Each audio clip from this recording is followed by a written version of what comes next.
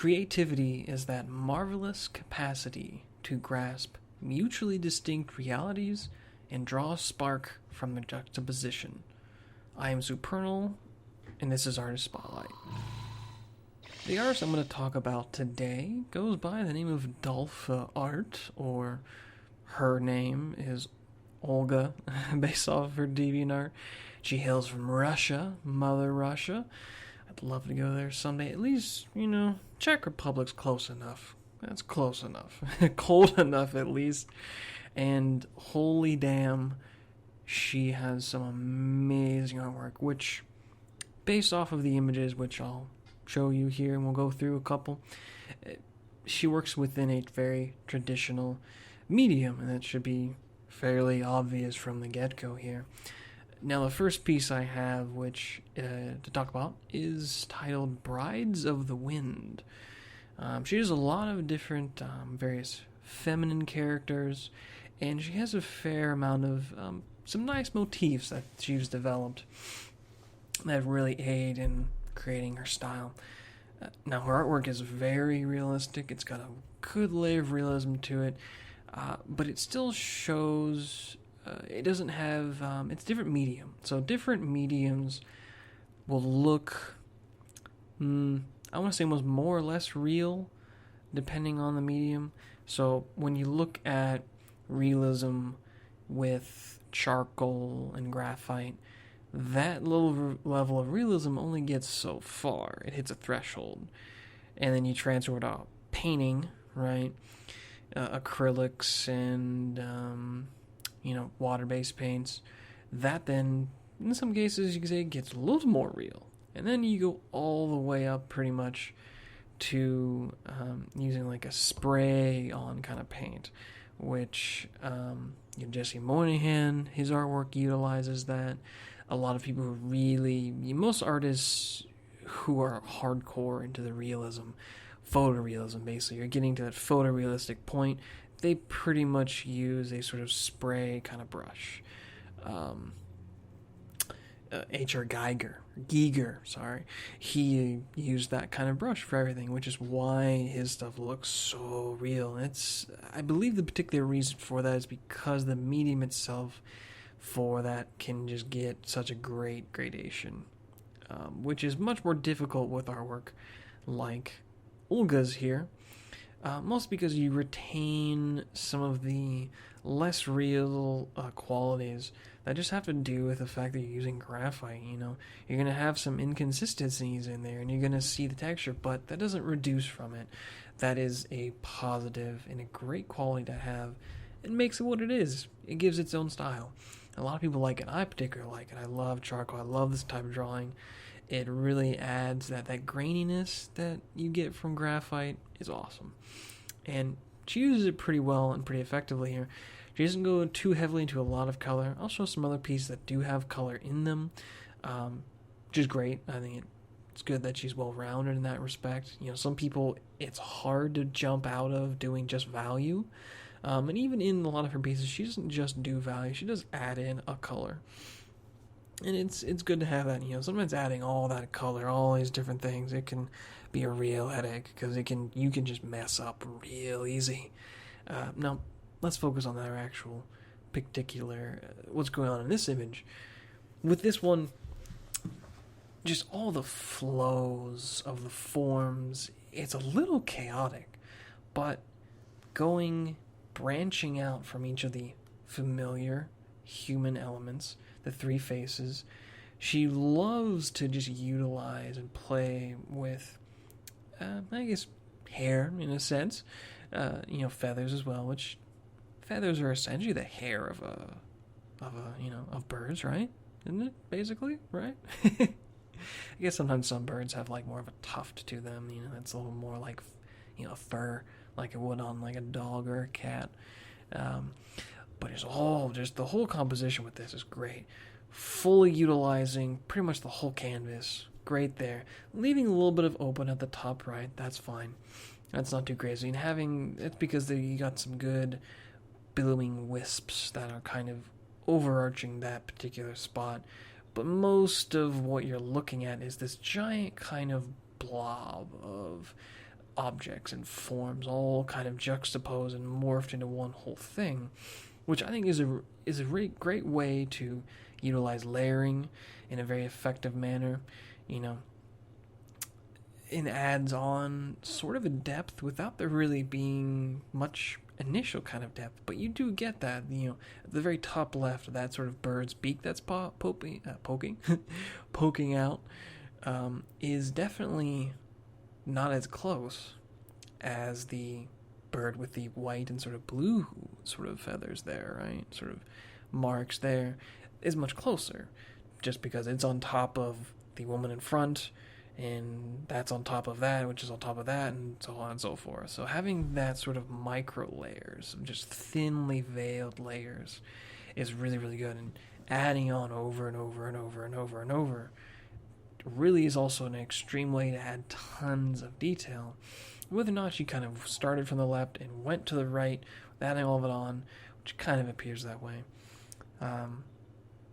And you, as I'm kind of looking at more, you get lost in all the different curves and everything. There is quite a lot of detail, more with the fine lines, and she's really good, if you look a bit closer, of being able to give that breakaway of the definition between objects. Sometimes it's okay for them to merge into each other, which can, in some cases, flatten something. If you're merging objects that are meant to be three-dimensional, you merge them together, they can kind of flatten and squish and kind of turn into more like, just like a blob, and that can kind of mess with it. But you'll see more of what I'm talking about with the second piece here, Fire Blood. She's got all these great portrait kind of pieces that usually focus on a character that's got a fantastical element added onto it. Now, adding to this sort of great perspective element, whether or not that was intentional or not, I'm not sure what her intentionality was with the sort of spark, which is on the forehead, which could mean some level of relation to the third eye. That's what I'm getting from it, but I like it. It adds that sort of radiation to that line, can build perspective, and it also builds just movement. Whether or not anything's actually moving, it is creating that sort of brilliant, that brightness. And it draws your eyes right to it, and then you kind of radiate outwards. And initially, I'm really kind of focused on the face, and then kind of what else is there. I kind of go up, my eyes follow up, and then I go down. I'm like, oh, wait, hold a second. What is, okay, all of the detail. I love the detail in the hand that's there at the bottom, in the layering of the scales and everything on the fingers, and just the position of the hand itself. Just take a note of that. I feel that maybe was done from reference, if not, but it's got a nice daintiness to it, but it feels very relaxed. It feels very intentional, like there's control to it. Sometimes particular poses can be much too stiff, or a little too, just like, what the fuck, your fingers don't bend that way. Why is it drawn like that? And the little dragons are awesome. Those little dragons are super cute, and they do very well, even if part of them are going off screen or you're not seeing their full body, it works well. It adds in to the whole composition. Now, you can see more of these sort of spheres that are kind of popping up, which don't necessarily look like eyes. They're just spheres, or at least appear to be spheres. You'll see that as a motif in other parts of her work, but just the whole display of technique and skill with these first two pieces really just gives you an idea of pretty much what most of her artwork is going to look like, and it's pretty damn fantastic. The proportions are great, and all the elements that they just blend in together, and really that's not necessarily blending into together, but all the layering, how it's morphed, it creates a larger composition, a larger form made out of smaller forms that you can identify, but that creates a much larger form. So that top part, which doesn't look like hair, basically creates her hair, right? But it's more than just, okay, I'm going to draw hair here. Instead, you add these sort of orbs in there, sort of a creature. You got like part of a snake going on, maybe sort of something that looks almost kind of like plant leaves in a way, or some feathers. Adding all that makes it more interesting, and what I care a lot about is it adds a surreal quality to it. Now this third one here, titled Flower Fairy, I really like this. This is just a really, really pretty piece. Exposing some of that little nipple down there, oh boy. But just, there's so much detail in varied detail. All the variants. That's actually a big keyword in a motif that she has. There's so much attention to detail, but it's not just the same thing over and over and over. It's all these different positions, all these flowers, and you kind of have to take a look wow, man, there's just a lot there. There's so many, and it's not just the same flower. It looks like a lot of different types of flowers and all these things, and you almost want to say, is it bleeding in? Is it there? Are they clashing together? No, it all is very intentional.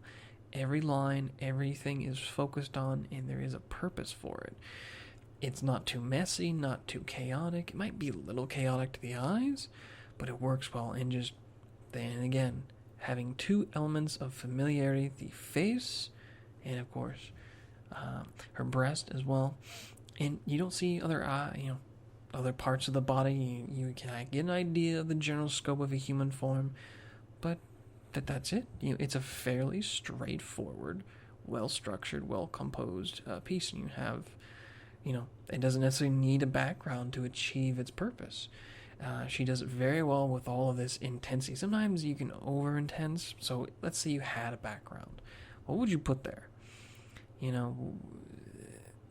It's almost hard to think what you would put there, and again, sometimes it's okay to have just a white background or just some color or some kind of gradation, because really the focus is on all of just this awesome display of form and all these different, and just the subject matter, which you'll see more from these last two pieces here, which go into showing her usage of color and all of the specula, the highlights, the undertone, midtones, the whole 9 yards. It's all there.